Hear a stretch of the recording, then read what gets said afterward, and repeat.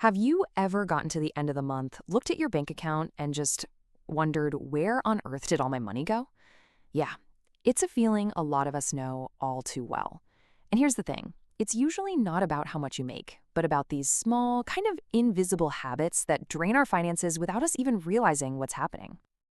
So, in this explainer, we're going to break down four of the most common habits that can keep you financially stuck. But here's the good news, fixing them is all about making small daily changes, not these huge, impossible decisions. All right, let's jump right into the first one. Okay, first up, spending without a plan. You can think of this like trying to drive across the country without a map or GPS. I mean, you'll probably get somewhere, but it's almost definitely not where you intended to go, and you're going to waste a whole lot of gas along the way. Without a roadmap for your money, it's just so easy for it to vanish into thin air. Let's put a real number on this because this is pretty wild. According to NASDAQ, this number you're looking at, $18,000, that's what the average American spends every single year on non-essentials. Now, to put that into perspective, that's enough cash to fully fund a Roth IRA for 3 years straight. We're not talking about your rent or groceries. This is all the impulse buys, the daily coffees, the subscriptions you forgot about, and it all adds up. So, how do you even start to turn this around? Well, it all begins with awareness. I love this quote from Christopher Walsh because it's just so direct. The very first step to making a plan is just figuring out where your money is actually going right now. This isn't about judging yourself, not at all. It's just about gathering the data. It's about seeing the reality of your spending habits, and trust me, it can be a pretty eye-opening exercise. And this leads us to a simple 3-step fix. First, just track everything. Honestly, your bank's app is probably a great place to start. Step 2, and this one is a real game changer. Pause before you buy. Just for non-essentials, give it 24 hours. That little bit of time is amazing for separating a real want from just a passing impulse. And finally, step 3, create a simple budget. It doesn't have to be complicated. It's just a plan to make sure your money is going where you actually want it to go. All right, let's talk about the big one, debt. And I'm talking specifically about high-interest debt, like from credit cards. Think of it like trying to fill a bucket that has a giant hole in the bottom. No matter how much money you pour in, a big chunk of it is just leaking right out in the form of interest payments. It's a massive barrier to building any kind of real wealth. And just how big is that hole in the bucket? Well, as you can see, with interest rates getting as high as 20 or even 25%, you are paying a huge premium for everything you buy on that card. A $5,000 balance can easily cost you over $1,000 a year just in interest. That's money that could be invested and working for you, but instead, poof, it's just gone. And this right here, this shows you the shocking reality of the minimum payment trap. I mean, just look at the difference. On the left, if you're only paying the minimum, you could be stuck in debt for over 15 years. But look at the right. If you make a plan to pay a fixed amount, you could be totally debt-free in about 3 years. You'd save thousands and thousands of dollars in interest. It's literally the difference between being trapped and being free. So what's the game plan here? How do you break the cycle? First rule, always pay more than the minimum. Number 2, start treating your credit card like a debit card. Only use it for things you know you can pay off in full at the end of the month. Also, try to keep your credit utilization, that's just the amount you owe compared to your total limit, below 30%.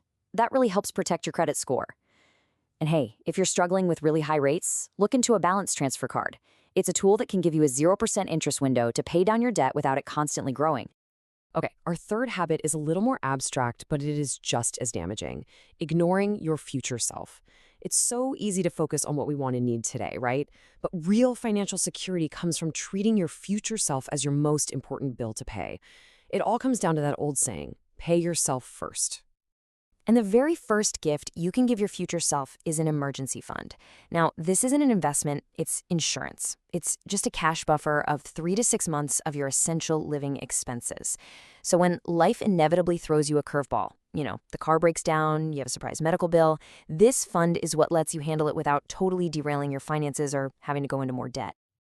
And building one is actually simpler than you might think.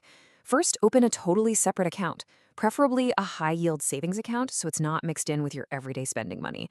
Then automate it. Seriously, even $10 or $20 a week starts to add up. Consistency is the key. And finally, you gotta protect it. This money has one job and one job only, to save you from a crisis. Now, beyond emergencies, ignoring your future self means you miss out on what Albert Einstein supposedly called the eighth wonder of the world, compounding interest. Just look at this chart. That first really tall bar, that's someone who starts investing at 25. The second, much smaller bar, is someone who starts just 10 years later, but with the exact same monthly contribution. That huge gap between them, that, my friends, is the magic of time. It is your single greatest asset when it comes to building wealth. And that brings us to our final habit, which is all about what's going on between your ears. Your attitudes, your beliefs, your emotional reactions to money, they can be just as important as the actual numbers in your bank account. If your mindset is holding you back, no budget in the world is going to fix the core problem. So a classic example of a tricky money mindset is something called lifestyle inflation. This is that tendency to just increase your spending every time you get a raise or a bonus. You start making more money, so you spend more money. And the problem with that? You never actually get ahead. Your savings rate stays exactly the same, and you end up in the same paycheck-to-paycheck cycle, just with more expensive stuff.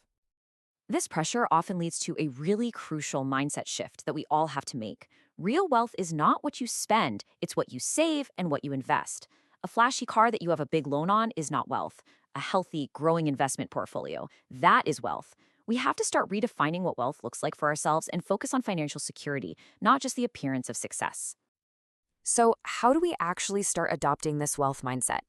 Well, first, you make pay yourself first a non-negotiable rule. Second, you focus on your goals, not what social media tells you everyone else is doing. Third, you invest in your own financial knowledge. The more you learn, the more confident you'll feel making decisions. And finally, and this is a big one, understand the difference between being frugal and just being cheap.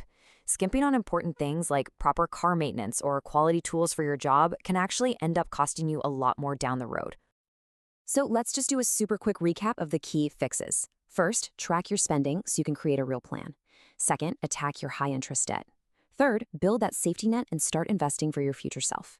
And fourth, get your mindset right by focusing on your own goals, not everyone else's. I know this can all feel like a lot, but progress really does start with a single step. So I'm going to leave you with this question to think about. Looking at everything we've talked about, what is the one small, manageable change you can commit to making starting today? Because that one small change, that's how financial freedom actually begins. Don't forget to subscribe to the channel, like the video, and click on the bell icon to turn on notifications.